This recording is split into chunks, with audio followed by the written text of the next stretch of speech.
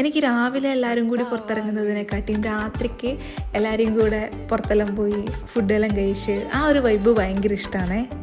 അങ്ങനെ ഞങ്ങൾ രാത്രി ഞാനും അമ്മയും വിവേകും കേതുവും കൂടിയിട്ട് ഒന്ന് പയ്യന്നൂർ വരെ പോയതായിരുന്നു.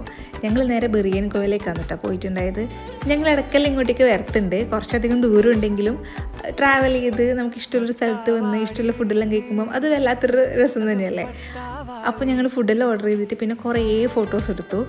പിന്നെ ഞങ്ങളെ ഫുഡെല്ലാം വന്നു കേട്ടോ. പക്ഷേ ഇത്തവണ ഞങ്ങൾ കുറച്ച് ഡിസപ്പോയിൻറ്റഡ് ആയിരുന്നു. ഫുഡിന് കുറച്ച് ക്വാളിറ്റി കുറയുന്നുണ്ടോ എന്നൊരു ഡൗട്ട് ഞങ്ങൾക്ക് തോന്നി. ഒരു സ്ഥാപനത്തിൻ്റെ ഡിഗ്രേഡ് ഇത് പറയുന്നതല്ല കേട്ടോ.